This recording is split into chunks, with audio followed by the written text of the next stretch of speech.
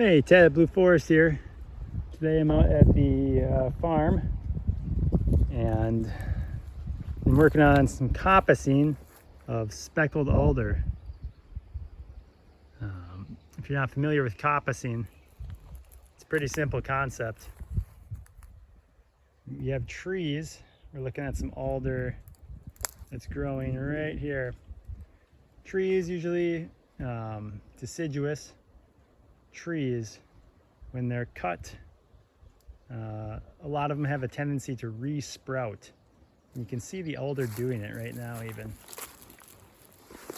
with these young shoots growing up from the base. And the speckled alder grows in the form where there's many shoots coming out of the root crown anyways, so it kind of naturally lends itself to the coppicing, which is simply taking the tree and cutting it back down to ground level. And what this will do is it will stimulate a lot of new growth, and you can come back and continuously cut these poles over and over again on different cycles of time. Depending on the tree you're working with, it can be anywhere from like 3 to 5 years all the way up to like 30-40 year cycles. This is a very traditional way to manage woodlands. Very sustainable. The trees keep growing back after you cut them, and it really enhances habitat diversity. You can see we're looking down an alley where I cut a whole bunch of the speckled alder, and just to the sides is stands of speckled alder, and the leaves are just coming out. In another week or two, this will be completely shaded at this time of day. So what I've done here, in addition to getting a harvest of wood, is create some diversity of habitat in here. And I expect some different plants to show up in the understory.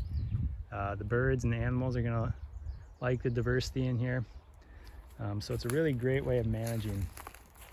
Now what we're planning to do with all this wood that we harvest is letting it, we're gonna chop it up into firewood size, let it age out here in the field, and then come back either next spring or this winter maybe, and process it into biochar.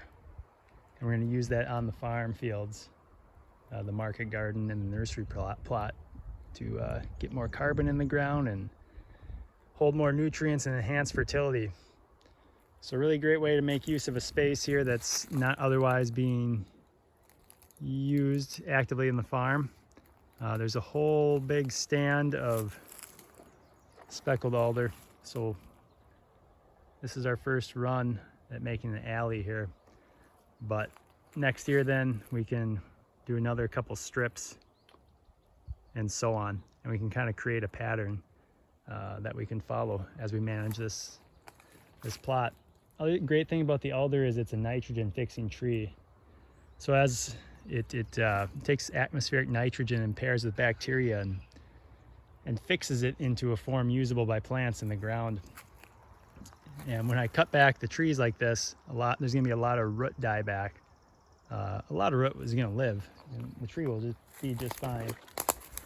But those nitrogen nodules that are in the ground on the roots that do die back will become more bioavailable to other plants. So it's another strategy to enhance fertility in this area. As far as what John's told me, this area was historically plowed up and planted with potatoes. The previous owner of the land said that. That's what she would do 20, 30 years ago. So it's been abused, but the alder's coming in to heal it. There's also a lot of larch or tamarack in here. It's a pretty wet area, but it seems quite dry right now, even though it's still springtime. So we'll see how it evolves, but coppicing, you can do it with a lot of species, not just alder. A lot of hardwood species will regenerate this way. You can do it on small scale, you can do it on large scale. So I'd like to hear about your guys' coppicing experiences or pollarding, or if you've worked with trees or species at all. I'm just taking the slash and storing it here in the undergrowth. so it can decompose and feed and create different little habitat niches as well. So hopefully that's helpful, and get out there and work with the land a little bit. Enjoy the spring and summer.